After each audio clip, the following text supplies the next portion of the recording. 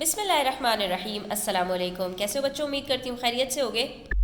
آج ہم ایک صحت افزا مقام کی سیر کو جا رہے ہیں، میرا مطلب ہے صفحہ نمبر 66 کے اوپر۔ آج ہم ایک گفتگو لکھنے جا رہے ہیں دو دوستوں کے درمیان میں، جس میں وہ پلان بنائیں گے مری سوات وغیرہ گھومنے جانے کے لیے۔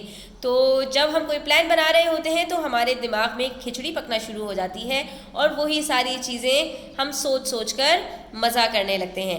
تو آئیے شروع کرتے ہیں۔ گفتگو ہمیں لکھنی ہے، مکالمہ نگاری کرنی ہے دو دوستوں کے درمیان میں، جو اپنے دوست کے ساتھ گرمیوں کی چھٹی میں کسی صحت افزا مقام پر جانا چاہتا ہے۔ صحت افزا مقام کہتے ہیں جہاں پر آپ کو جو ہے وہ کھلی فضا کے اندر پہاڑ، سبزہ، درخت، یہ ساری چیزیں، دریا وغیرہ مل رہے ہوتے ہیں، ٹھیک ہے۔ تو اب یہاں پر اس کے اندر آپ کو مقام کا انتخاب کرنا ہے کہ جو آپ جس مقام پر جانا چاہتے ہیں، تو اس کے لیے آپ کو جو اشارات دیے گئے ہیں بچوں، وہ آپ کو دیے گئے ہیں: چھٹیاں، پروگرام بننا، پہاڑی علاقے کی سیر، مہنگا سستا شہر، دوست کو قائل کرنا یعنی منانا، عمدہ ماحول، مزہ اور تیاری۔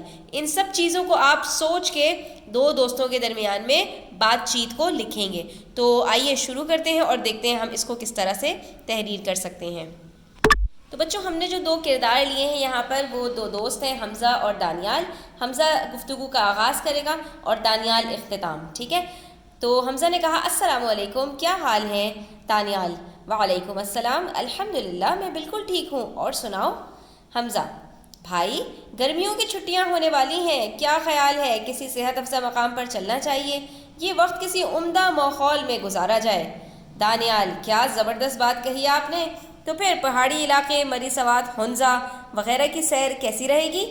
حمزہ: بہت عمدہ، بہت زبردست، میرا خیال ہے پہلے مری چلتے ہیں، وہاں سے سوات، تاکہ ایک دن ہوٹل میں گزارنا پڑے، باقی سوات میں چاچا کا گھر ہے، وہاں قیام کریں گے تو بہت مہنگا بھی نہیں پڑے گا، کیونکہ ان سب چیزوں کو بھی ذہن میں رکھنا پڑتا ہے نا بچوں، کہ آپ کی جیب کتنی اجازت دے رہی ہے اور کتنا خرچہ، کتنی لاگت آنے والی ہے۔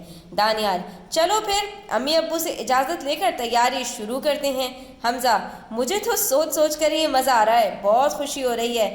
دانیال: صحیح کہہ رہے ہو، میرے بھی دل میں لڈو پھوٹ رہے ہیں، یعنی بہت خوشی ہو رہی ہے، یہ ایک محاورہ ہے۔